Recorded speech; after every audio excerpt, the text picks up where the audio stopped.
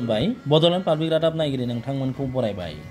तामुलपुर ओनसोलनि थुनलाइ मोजां मोनग्रा आरो बर' राव थुनलाइखौ फेहेरनो जौगाहोनो थांखिजों जोनोम मोननाय दैमु थुनलाइयारि आड्डानि सानसेनि हाबाफारिया जोबनानै थांबाय। दानफ्रोमबो खन्थाइ आवरायनाय, सुंद' सल' फरायनाय, सल'बाथा खोन्थानाय आरो फेस्ला बुंनाय हाबाफारिजों दैमु थुनलाइयारि हाबाफारिया फारियै जाबोबाय थायो। 8थि दैमु थुनलाइयारि आड्डा सेप्तेम्बर दाननि थुनलाइयारि जथुमा 2 नं केकेरेगुसि गुदि फरायसालि दारकुसियाव जायो। बे हाबाफारियाव जायगानि खन्थाइगिरि, सुंद' सल'गिरि, मेथाइ खनगिरि, फेस्ला खोन्थागिरिफ्रा बाहागो लादोंमोन।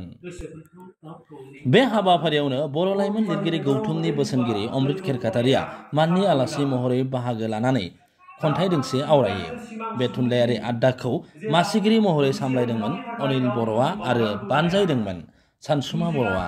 जोंहा मोनसे थांखि दङ तामुलपुराव दासिम थुनलाइयारि आड्डा जों जेबो माने बेबायदि आड्डा लानो हायाखै। दा जोङो मथा-मथि थांनाय 2022 मायथाइनि 10 नभेम्बराव जोङो माने बे दैमु थुनलाइयारि आड्डाखौ दादोंमोन। मोनसे थांखि दङमोन जे तामुलपुराव गोबां लाइमोन लिरगिरिफोरा माने प्लेटफर्म मोनाखैमोन, गाव गावनि सोरजिनाय लिरनाय बायदिसिना लिरबिदांफोरखौ फरायथिनो बा फेहेरनो सुबिदा मोनाखैमोन। बे थांखियैनो जोङो गोबां माने जायगाफ्राव नुबोदों जोङो जोंनि नाथाय तामुलपुराव बेबादि आड्डा लानाय जायाखैमोन।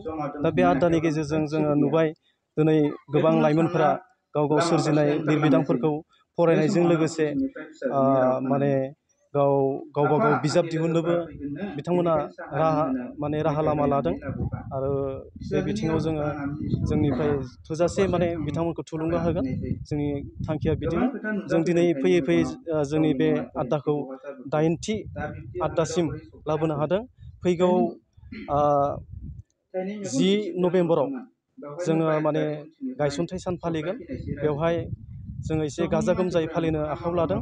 बेहाय जोङो माखासे गोजाननि गेदेर गेदेर रिनाउन राइटारफोरखौ जोङो हांख्रायगोन आरो बिथांमोननि जोहै जोङो माखासे मेहेरगोनां हाबाफारि लागोन होननानै सानदों। गुबैयै बेखिनियानो थांखिया।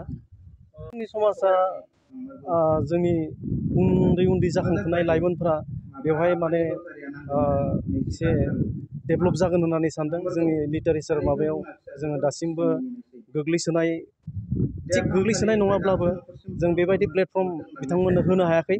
खिन्थु जोङो समाज फोसाबनायजों लोगोसे समाजनि जौगानाय बायदिसिना बिथिङाव इसेब्लाबो माने मुलाम्फा जागोन होननानै जों सानदों आरो।